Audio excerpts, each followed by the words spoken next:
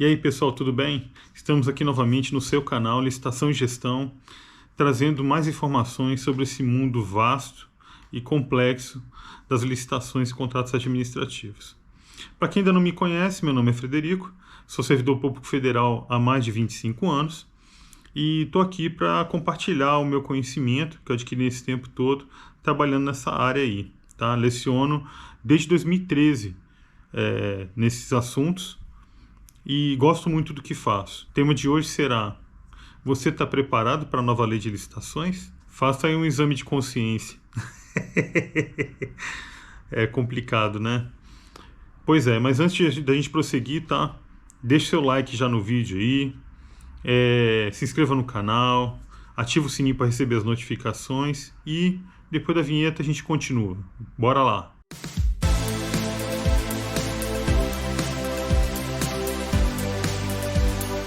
Eu vivo falando aqui no canal que a nova lei de licitações, a Lei 14.133, ela deu um prazo de 2 anos para você poder optar entre utilizar ela ou utilizar a legislação antiga, a Lei 8.666, a 10.520, que é do pregão, e a lei do RDC.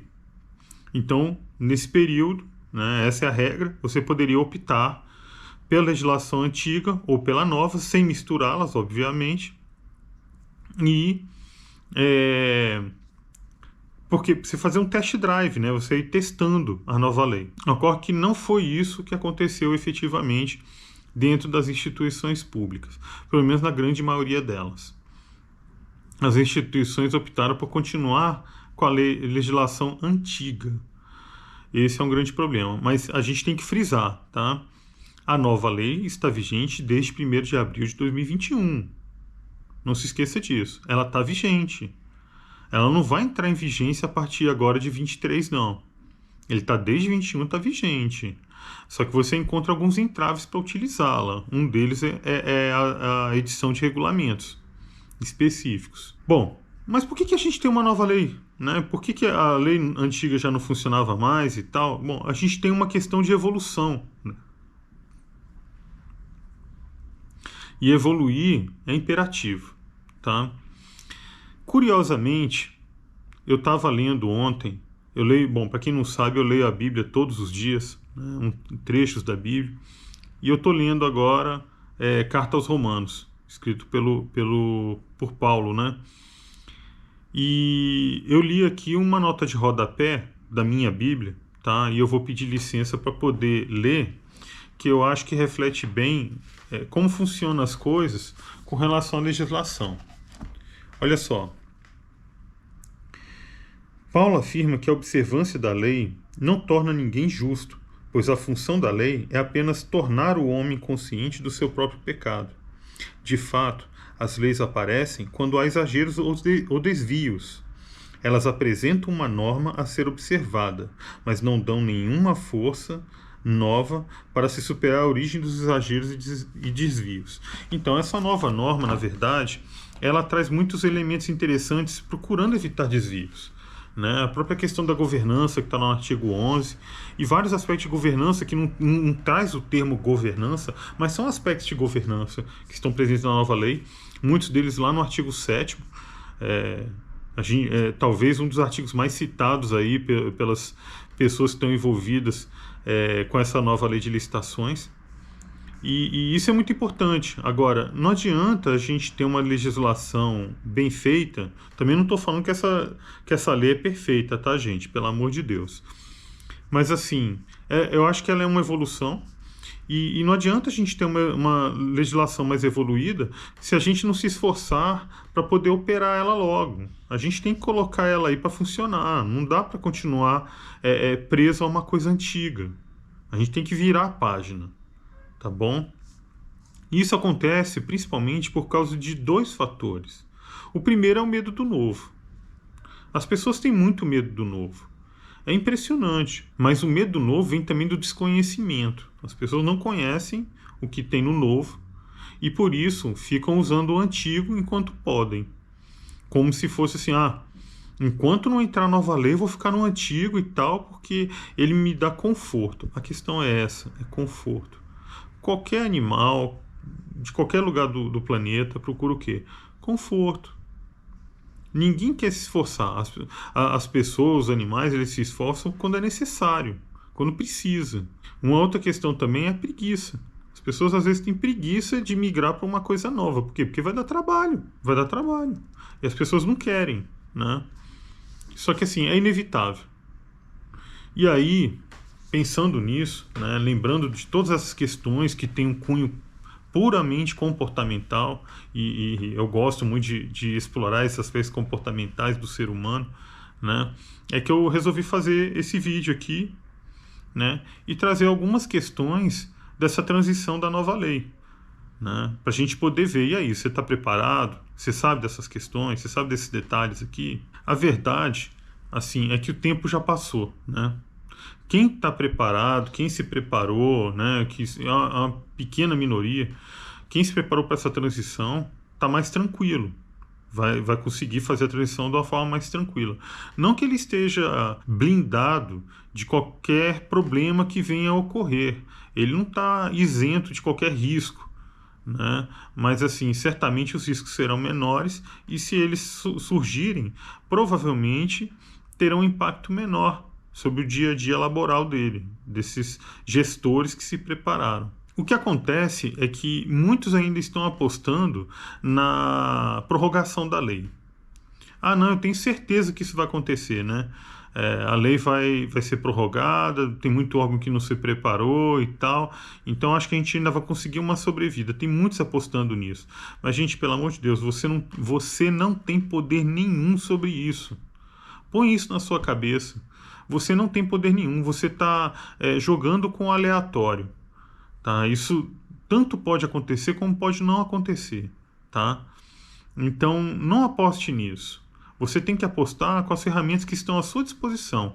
E essa não é uma delas. Tá bom? Mas existe sim todo um esforço para a gente tentar utilizar a legislação antiga o máximo possível, né, postergando essa implantação efetiva da 14.133, né, e como se a legislação antiga fosse melhor do que a nova. E não é, pode ter certeza, não é. A nova tem suas vantagens, tá bom?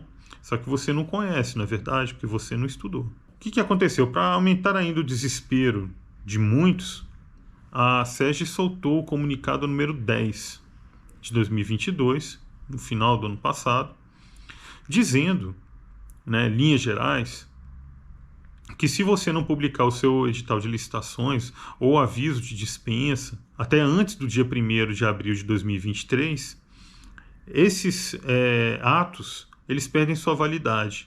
Né? Se você tiver já um processo todo instruído com a legislação antiga, né, se você não publicar o edital ou não publicar o aviso antes de 1º de abril de 2023, aí você perde o direito de prosseguir com essas normas, com essa licitação ou dispensa, né, além do dia 1º de abril. Então, a regra é essa, é da publicação do edital ou do aviso, com base na legislação antiga. Se você fizer com a legislação nova, não tem porquê, não tem esse problema nenhum de lapso temporal, obviamente. Mas, enfim, aí criou todo um desespero, né? Todo um medo aí por parte de muitos gestores. E lá pelas tantas surgiu o parecer técnico da AGU número 6 de 2022, com entendimento diverso, dizendo que o gestor ele pode sim instruir o processo dele e trabalhar esse processo com base na legislação antiga e não precisa obrigatoriamente publicar o edital ou o aviso de dispensa antes do dia 1º de abril. Basta você ter essa autorização da autoridade, né, ter já o processo instruído, já trabalhando em cima da legislação antiga antes dessa data. Né? E aí depois, quando for possível, publica-se o edital ou o aviso de dispensa. Essa aí é a mesma tese defendida pelo Joel Neibur. Né? Eu já tinha visto isso em um e-book, né, passado que eu tinha baixado. E assim, achei até interessante a tese. Só que a gente incorre num problema muito grave. Se você pode publicar o edital após o dia 1º de abril de 2023, com base na legislação antiga, qualquer hora é hora, qualquer tempo é tempo. Você poderia, assim, a rigor, publicar editais até 2025. Porque o meu objeto é muito complexo, leva muito tempo. Eu não tive condições de elaborar um ETP bem feito até lá. Então, assim, tem N fatores que poderiam, em tese, justificar essa dilação excessiva de prazo. É claro que existem gestores que agem de má fé, que se aproveitam dessa situação e burlam buscando continuar na legislação antiga, sem querer utilizar a legislação nova. Né? Não sei por quê. Porque você vai estar usando também uma legislação, não estou vendo qual é a vantagem disso. Né? Mas tudo bem. Posteriormente a isso, o parecer número 6 de 2022 da AGU, ele passou a ser apreciado pelo TCU, e o senador Antônio Anastasia, que agora é ministro do TCU, que na época era relator do projeto de lei, falou, né, dos riscos que se correm nessa dilação, possível dilação exagerada do prazo. Então, ele chamou atenção para esse risco, como eu falei aqui, quer dizer, ninguém garante que uma pessoa faça uma licitação em 2025 com base na legislação antiga, porque está se apegando ao parecer da AGU. Com todo respeito, tá? Mas surge esse risco, tá bom?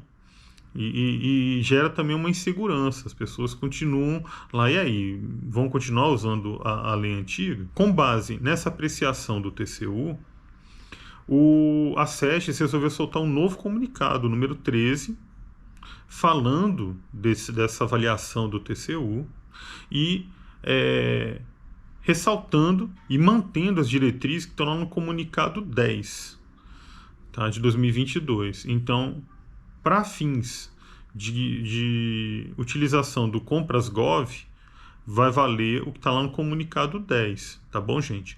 Eu vou fazer o seguinte, eu vou deixar os links de todos esses documentos aqui na descrição do vídeo para você baixar, tá? Que eu acho que é interessante você ter, analisar, estudar, tá bom? Eu vou deixar os links aí para você poder baixar. Então, pensando nesses riscos, aconteceu um fato novo, bem recente agora, tá bom, gente? E assim, eu achei bem interessante, bem razoável, tá?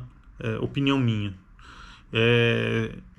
Trata-se de um normativo lá do estado da Paraíba, tá? Eu vou te falar qual que é esse normativo. A portaria conjunta número 1 de 2023, tá? Essa portaria, ela é assinada por 3 autoridades. Se eu não me engano, é a Controladoria Geral da União, né? O Controlador Geral, o Procurador do Estado e o advogado, né? do Estado. Não me lembro muito bem, mas eu vou colocar aqui para vocês, tá? Bom, enfim, o que diz esse parecer aí? Ele traz algumas informações muito interessantes. Ele segue mais ou menos a mesma linha da AGU. É um parecer pequeno, tá? Também vou colocar aqui na descrição. Só que ele fala o seguinte: eu posso ultrapassar o dia 1º de abril de 2023, desde que já seja autorizada a despesa já seja autorizada, tá bom? E tanto no caso de dispensa quanto de licitação mesmo, né? E aí você pode prosseguir. Só que os editais de licitação, os avisos de edital, o edital ele tem que ser publicado. Até quando? Novembro de 2023. Olha aí, eu acho que me parece já mais razoável, tá? Não sei o que você acha, qualquer coisa põe aí nos comentários, tá bom? Mas ele já deu esse prazo até novembro de 2023. Assim como os avisos de dispensa têm que ser publicados também nesse lapso temporal. Se, por um acaso, houver necessidade de republicação após esse prazo, também é permitido e vai continuar usando a legislação antiga, se assim foi a opção do gestor público, né, na época da instrução processual. Então, eu achei interessante que colocou essas regrinhas aí, apesar de conciso, eu acho que ele amarrou bem, né, a norma. Agora, tem um fato que é muito importante aqui, que a gente não pode esquecer, é a questão do sistema, tá? Quem usa o Compras.gov não tem jeito. Eles já parametrizaram o sistema para que você não tenha como fugir do 1º de abril de 2023. Então, se você não publicar o edital antes, o sistema vai fechar, se estiver baseado na legislação antiga, muito possivelmente, e você não conseguirá prosseguir. Então, se você usa o Compras.gov, tem esse problema. Você vai seguir obrigatoriamente o comunicado 10. É um problema de sistema. No caso dessa norma, que é lá do governo da Paraíba, tem um detalhe. Eles usam um sistema próprio. É o Sistema Eletrônico Gestor de Compras. É um sistema próprio deles, tá? E aí eles parametrizam da forma como lhes é conveniente. Então fica mais fácil. Para você que utiliza outro tipo de sistema, se esse sistema não estiver amarrado como o Compras.gov, você tem essa possibilidade. Aí você tem que avaliar o que você está fazendo, onde é que você trabalha, qual é a plataforma, para poder tomar a melhor decisão, o que é mais razoável para a sua realidade. Bom, tudo bem. Até aqui nós estamos falando só dessa questão da prorrogação, né? E aí, vai prorrogar, não vai prorrogar? O que vai se fazer? Mas existem outros aspectos que permeiam essa questão do você está preparado para a nova lei? Né? Essa é a pergunta que a gente fez lá no iniciozinho desse vídeo aqui. E aí surge a questão do servidor público que não se preparou para isso. Ele não estudou, ele não conhece a norma. Como é que ele vai fazer licitação com base na nova norma? Como é que ele vai fazer uma dispensa ou inexigibilidade com base na nova norma? Então, ele está despreparado. O órgão não pagou um treinamento para ele, ou ele mesmo não quis correr atrás de um treinamento. Por quê? Porque possivelmente está apostando na possibilidade de postergação da lei, né? Que, já falei, é um fato que foge da nossa alçada. Né? Você deve estar aí se apegando a todos os orixás, a lei de Deus e tudo, para poder ver se isso realmente aconteça, não é verdade? Mas acho que isso não é o melhor caminho. Então você tem que realmente estudar, você tem que se preparar. A lei é muito mais extensa e ela guarda uma complexidade muito maior que a 86666, com certeza, tá? Então você tem que se capacitar o quanto antes. E tem mais, tá? Não é só a questão de você se capacitar, eu vou fazer qualquer curso, vou me preparar de qualquer jeito, né? Tá? Eu pego lá meia dúzia de regrinhas da nova lei e o resto eu vou me virando no dia a dia. Gente, já está tendo um movimento aí, um movimento é muito importante, que é de certificação de agentes de contratação.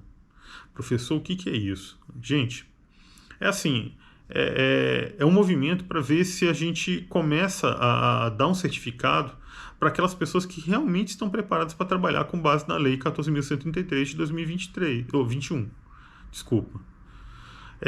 Então, assim, a pessoa tem que estar preparada. Não é só dizer que pegar um canudo ali e botar debaixo do braço, mas estou pronto, e tudo bem, sentar lá na cadeira tranquilo e tal. Não é isso. Você tem que realmente estar apto para poder desempenhar suas funções. Né? E essa questão da certificação vem nesse sentido. Está tendo eventos aí nesse sentido, né? Está tendo debates e é possível que esse tipo de coisa emplaque, tá, gente? É a nova realidade. Corram atrás, se preparem, estudem, leiam a lei com calma, comprem livros, estudem. Não tem para onde correr, tá bom? Senão você vai ficar fora desse mercado. Você vai ser realmente defenestrado desse mercado aí, que é um mercado que é grande, ele não é pequeno não. Tanto para compradores quanto para vendedores.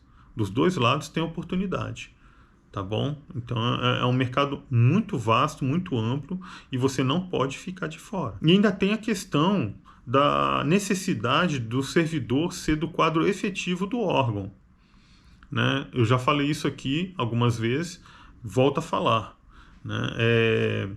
Você, via de regra, você tem que ser um servidor concursado. Quando ele fala do quadro permanente, é porque você é concursado. Você não precisa necessariamente ser um servidor daquele órgão que está promovendo a licitação. Como eu já dei uns exemplos aqui. Né? Eu posso ter um colega da CGU que ele foi requisitado, ele é concursado da CGU, e aí ele foi requisitado pelo Ministério Público e ele está fazendo licitação lá. Pode, ele é do quadro efetivo, não tem problema nenhum. É assim que a lei diz, está lá no artigo 7º. Né? Só que aí que acontece? Essa questão de ser do quadro permanente encontrou um porém nos últimos dias aí, com uma decisão lá do Tribunal de Contas dos municípios lá da Bahia, que aí ele soltou um parecer. Esse parecer ele é opinativo e orientativo, tá? É o parecer lá da Bahia. É o parecer 627/22, tá?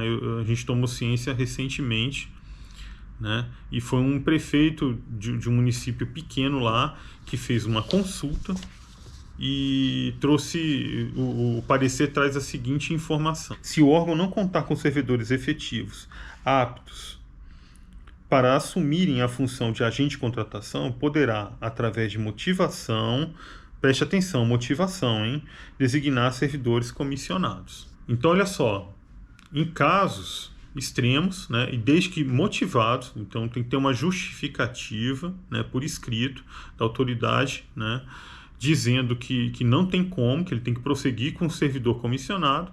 E aí, no entendimento do Tribunal de Contas dos municípios do estado da Bahia, é possível sim você contratar agentes de contratação para cargo em comissão. Então o cara vai exercer esse cargo, apesar daquele impedimento que está lá no artigo 7º da Lei 14.133 de 2021.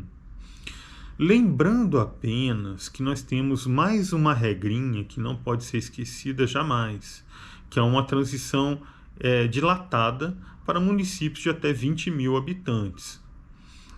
Essa regrinha diz o seguinte, tá? Primeiro ponto que a gente não pode esquecer, tá? Ele não está falando que os municípios têm até 6 anos para implantar a nova lei. Não é isso. Não é isso. Os municípios de até 20 mil habitantes também estão obrigados a implantar a nova lei. Só que eles não estão obrigados a observar certas regras que estão na lei. E não é todas, tá? São só algumas regras. Então, e além disso, né, tem uma outra questão que a gente também não pode esquecer. O que a lei fala é que ele tem o prazo de até 6 anos para utilizar essas regrinhas que estão lá. Né? Isso quer dizer que, se ele quiser, por livre e espontânea vontade, aplicar essas regrinhas antes, é perfeitamente factível. Ele não é proibido de aplicar antes dos 6 anos. Ele pode livremente optar por aplicar antes dos 6 anos. Tá? E que regras são essas? Bom, a primeira regra diz respeito ao artigo 7º e 8º da lei. O 7º é que fala essa questão dos servidores terem que pertencer obrigatoriamente ao quadro permanente do órgão, né? Então, veja que esses municípios menores eles têm um prazo muito mais dilatado para poder aplicar essas regrinhas. Então, eles podem sim utilizar cargo em comissão. Agora nós estamos em 2023, então agora eles têm mais uns 4 anos aí pela frente para continuar dessa forma. Só espero que não façam com a maioria dos órgãos que não tomou nenhuma medida ou pouquíssimas medidas para estarem preparados para a nova lei agora, 1º de abril de 23. Então, esses municípios têm que se preparar nesse prazo aí. Por mais dilatado que seja, eles têm prazo. Então, tem que ficar atento. Senão vai chegar lá perto dos 6 anos e aí vai ser um chororô danado, chororô para poder postergar e tudo, algumas questões que eles não estão preparados. Então, artigo 7º e 8º da lei, eles podem prorrogar, né, a aplicação, não precisa de aplicar agora. O que mais? Regras de publicação em diário oficial, né? E também questão de utilização do pregão na forma eletrônica. Né? Aquelas regrinhas que dizem lá que tem que ser na forma eletrônica, que se não for você tem que justificar, e mesmo assim ainda tem que gravar, registrar ele em áudio e vídeo e juntar os autos. Então, essas são as regras que esses municípios têm o direito de esperar um pouquinho mais aí para poder adotar. Bom, e a última questão aí, que atrapalha na utilização efetiva da nova lei de licitações, é a questão da regulamentação. Gente, existe uma regrinha na nova lei que diz que os estados, os municípios, o Distrito Federal, se quiserem, podem utilizar livremente as regras que a União expedir. Então, tranquilo, né? Então já tem uma facilidade aí. O único problema é que muitas vezes esses regulamentos não estão adaptados para a realidade desses entes federativos. E aí tem que tomar um cuidado adicional. Tem que se avaliar isso, né? Agora, algumas normas estão em contato direto com o sistema, que é o Compras.gov. Então, nesses casos, essas normas não tem opção de eu vou aderir ou não vou aderir. O sistema muitas vezes vai estar parametrizado já e você não tem para onde fugir. Então, se você utiliza o Compras.gov, algumas normas dessas, alguns regulamentos, já estão direcionados para isso. E aí não tem como. Nem adianta você pensar que vai fazer um regulamento novo, a não ser que você largue o sistema que é da União e passe a adotar um outro sistema que possivelmente será cobrado, né? Ele pode até ser melhor, mas você vai pagar, você vai ter que desembolsar uma grana. Então tem que pensar nesse detalhe. Aliás, isso aí é uma questão muito interessante, tá? Eu achei que o legislador ganhou muito ponto aí, porque ele deu uma flexibilidade, né, à nova lei de licitações, no sentido que os entes federativos podem sim regulamentar e adaptar a sua realidade, porque nós temos realidades muito diversas em todo o nosso Brasil, né, que é grande demais. Então tem essa opção, mas tem que avaliar com calma, com cuidado, para não ter problemas. E tem uma outra questão, né? Eu vou fazer um regulamento, que agora virou moda também fazer regulamento. Todo mundo está fazendo um monte de regulamento aí. Mas nós temos um outro problema. É assim, tá, beleza, eu vou fazer meu regulamento aqui, eu sou do estado, sei lá da onde. Só que se eu recebo transferências voluntárias da União, eu vou ter um problema, que eu vou ter dois regulamentos para serem observados. Eu vou ter o meu regulamento quando eu usar recursos próprios e vou ter o regulamento da União para ser observado quando utilizar transferências voluntárias. Olha aí. Quer dizer, é um problema maior, né? Então tem que ficar atento para isso também. Essa questão dos regulamentos não é nada simples, são coisas complexas que têm que ser pensadas e tem que se tomar muito cuidado antes de dar o primeiro passo. Tá bom, gente? Bom, acho que esse era o recado que eu tinha para dar, né? Fiquem atentos aí, estudem, trabalhem, se preparem, porque as coisas vão acontecer. E as coisas só vão ficar bem se você estiver preparado, tá bom? Olha, fique com Deus, um forte abraço e vamos em frente. Até o próximo vídeo. Até mais.